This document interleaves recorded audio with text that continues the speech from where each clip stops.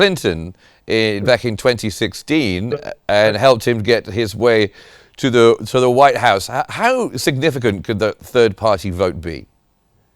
In a way, if the vote was so close, very close to each other, like 0.5% or 1%, or sometimes maybe even 2%, and so somebody like Stein, as well as other third parties, or in this case, fourth parties, they take, even if they take 1% or 1.5%, that takes away from the two main candidates. The question is, who do they take more away from? Do they take more away from the Republicans or the Democrats?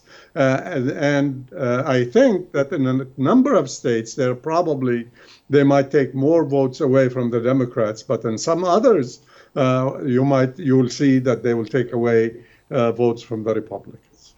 Now, Trump has been known for his America First stance, whilst Harris has perhaps been viewed as slightly more globally orientated. So which of these looks on global affairs do you think would be better for the world and for establishments like the UN and NATO and other multilateral institutions? That's a very, very good question, and it's a difficult question to answer. Why? First of all, we've seen, for example, that as a result, if we take a look at what's going on in Gaza, and we saw the United States ignoring international law.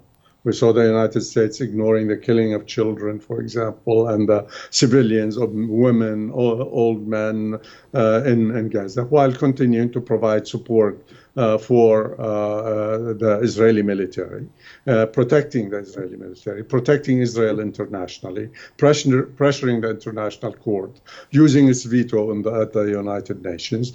And it was supported by some of its European allies. In the beginning, you had Germany, you had Britain, you had France, and you had a number of other European countries in the beginning supporting you.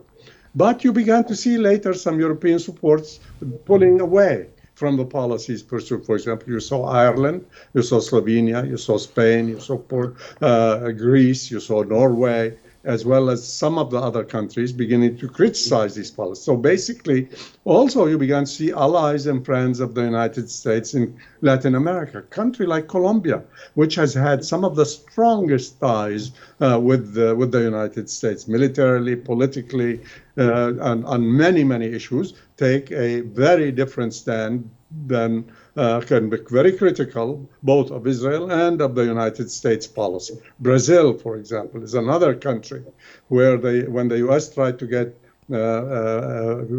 to buy ammunition for the German Leopards from Brazil, the Brazilian president said, we want peace, we don't want war.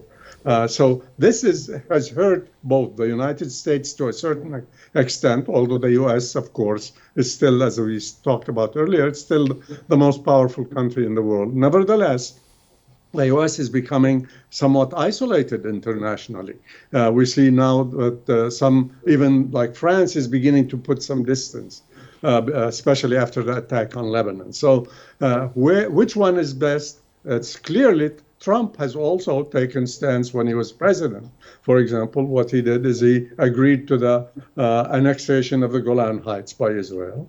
He agreed to the annexation of East Jerusalem and said that East Jerusalem is one unified city and it's the capital of Israel. He recognized. He closed the offices of the PLO. And he continued to provide support for the Israeli government. So there are a lot of people who mistrust what he says. However, he says that I didn't have any wars during my presidency. And increasingly, you're beginning to see some change in public opinion in the United States. About maybe 3 to 4 weeks ago, there was a poll done by the Chicago Council on Foreign Relations.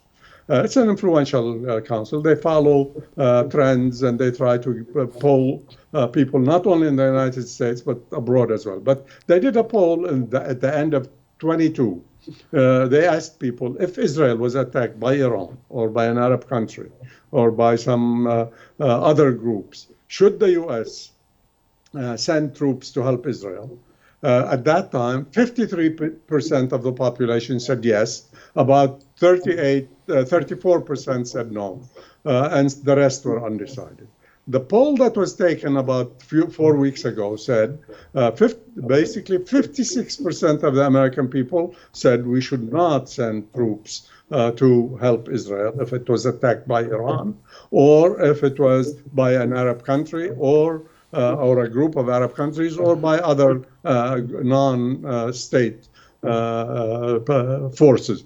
And so basically, that was a dramatic shift in public opinion. However, the politicians, the political leaders, did not change their views or their policies, or even though it's still maybe too early, but they did not take into account the views of the public that was changing.